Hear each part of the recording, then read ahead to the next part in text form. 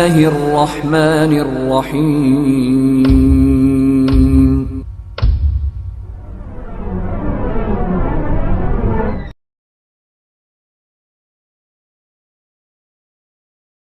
اور اس کے بعد رسول اللہ صلی اللہ علیہ وسلم کی بات.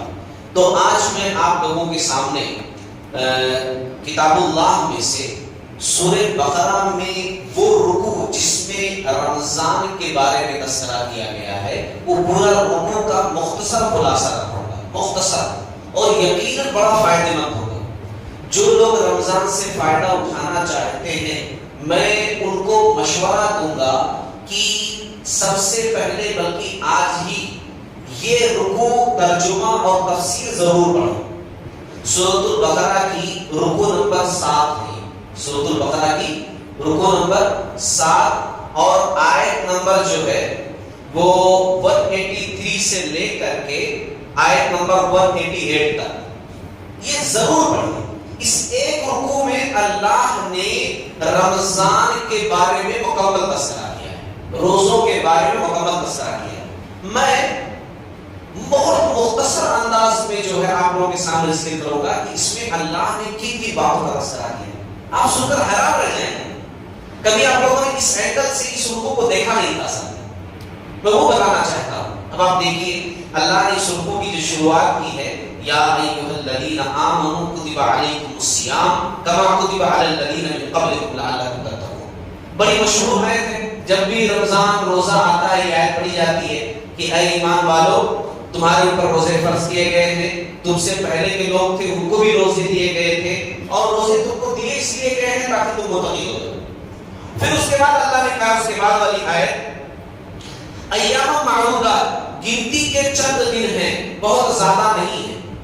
سال میں 12 مہینے ہوتے ہیں، 29 یا 30 دن تم کو جو ہے روزہ رکھنا.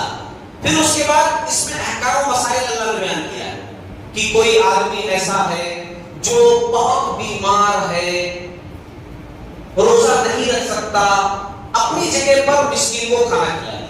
میں رمضان کے احکام و مسائل بیان کروں گا. یہ آج ڈیمو کی درس اس انداز سے آگے کا ہونے والا ہے. احکام و مسائل اللہ نے ذکر کیے.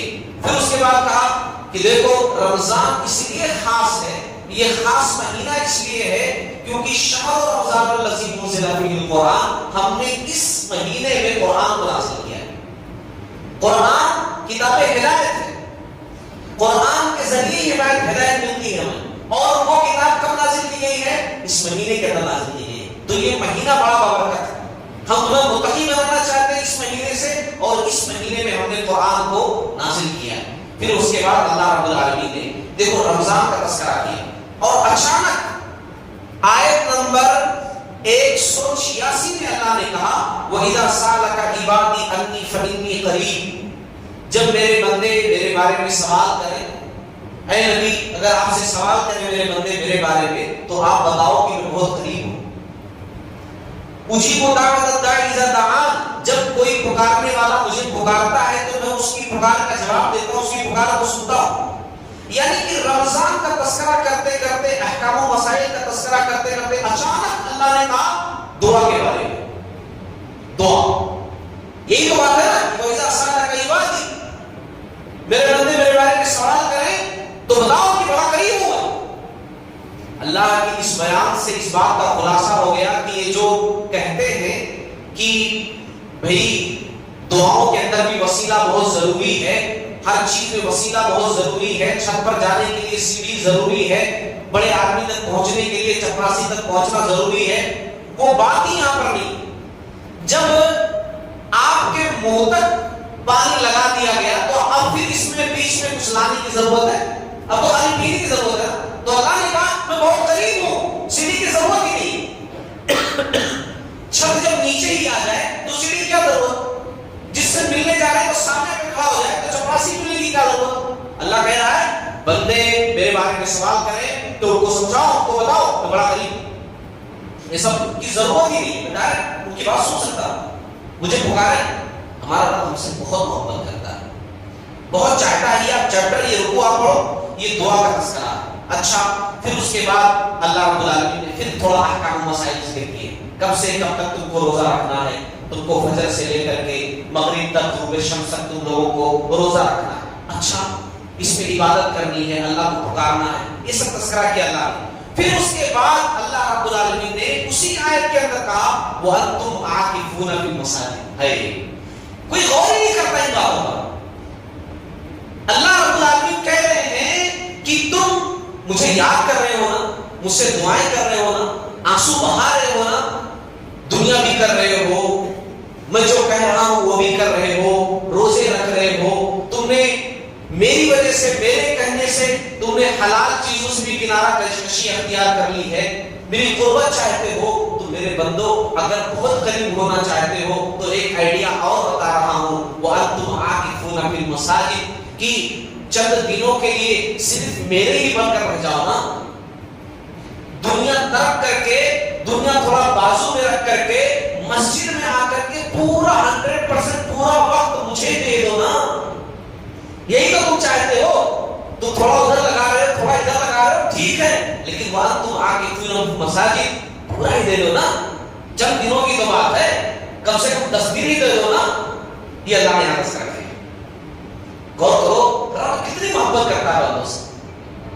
وَأَنْتُمْ عَاكِفُونَ فِي الْمَسَاجِدِ، اعتکاف صرف مسجد میں ہو سکتا ہے، عورت بھی اگر اعتکاف بیٹھنا چاہتی ہے تو صرف مسجد میں بیٹھ سکتی ہے، گھر میں نہیں بیٹھ سکتی ہے، مسجد میں پورا انتظام ہو دو شرط کے ساتھ، گھر پر نہیں بیٹھ سکتی ہے اعتکاف، اور مسجد وَأَنْتُمْ عَاكِفُونَ فِي الْمَسَاجِدِ، اے اللہ رب العالمین نے تذکرہ کیا۔ اچھا پھر اس کے بعد دیکھیا، میں مختصر خلاصہ سے کر رہا ہوں، آخر میں اللہ تعالیٰ نے ایک بڑی خاص بات کی، رکوع جب ختم ہو رہا ہے نا تو اللہ نے کہا وَلَا تَأْكُلُوا أَمْوَالَكُمْ بَيْنَكُمْ بِالْبَاطِلِ، اور اپنے مالوں کو باطل طریقے سے مت کھاؤ، کھاؤ تو حلال کھاؤ، کھاؤ تو حلال کھاؤ۔ کبھی غور کیا ہم نے کہ اللہ تعالیٰ نے اس چیپٹر میں جبکہ رمضان کا مسئلہ چل رہا ہے، اس کی اینڈنگ چل رہی ہے کس پر؟ حلال حرام پر، اس کی اختتام، اس رکوع کو ختم کیا جا رہا ہے، اس ٹاپک کو ختم کیا جا رہا ہے حلال حرام پر، وہ اس لیے کیونکہ رمضان میں خاص طور سے دھیان دیجیے، پوری زندگی تو دھیان دینا اس میں کہ ایک بھی لقمہ حرام کا اندر نہ جانے پائے۔ ایک حدیث کے اندر آپ صلی اللہ علیہ وسلم نے فرمایا اگر ایک لقمہ بھی بندہ حرام کا کھا لیتا ہے 40 دن کی نماز قبول نہیں ہوتی۔ اب آپ پہلے دن ہی ایک لقمہ نکال لی، وہ 29 دن کا مہینہ ہی ہوتا ہے، تو آپ کی پورا مہینہ پہ گیا کہ نہیں گیا؟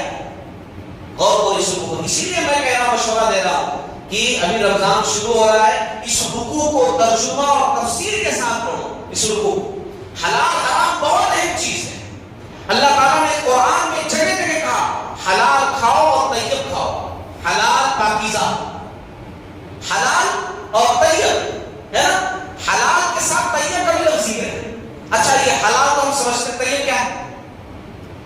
طیب کس کو کہتے ہیں؟ حلال اور طیب دونوں کو جوڑو ایک ساتھ تب سمجھ میں آئے گا۔ دیکھو جیسے مثال کے طور پر بکری حلال، حلال یہ نہیں ہے کھا سکتے ہیں بکری۔ اب میں یہ سمجھانے کی کوشش کر رہا ہوں کہ اللہ نے کیوں کہا حلال اور طیب؟ اللہ تعالیٰ کہہ دیتا کہ حلال کھاؤ، حلال بس حلال، تو اللہ نے کہا حلال اور طیب دونوں، بکری حلال ہے۔ اب کوئی آدمی چوری کر کے لے کر کھا رہا ہے تو بکری تو حلال ہی، حلال جانور ہے، لیکن طیب ہے نہیں، طیب نہیں رہے گی۔ اب بات سمجھ میں آ گئی کہ اللہ نے کیوں کہا حلال کھاؤ اور طیب کھاؤ؟ حلال تو ہے بکری، لیکن چوری کر کے لائے تو وہ طیب نہیں رہے گی۔ مال وہ کھاؤ جو حلال بھی ہو اور طیب بھی ہو۔ آپ اناج کھا رہے ہو، اناج کھانا یہ حلال ہے، مگر وہ کس حیثیت سے آپ تک پہنچا ہے وہ حیثیت بھی دیکھی جائے گی، تب وہ طیب ہوگا، ہے نا۔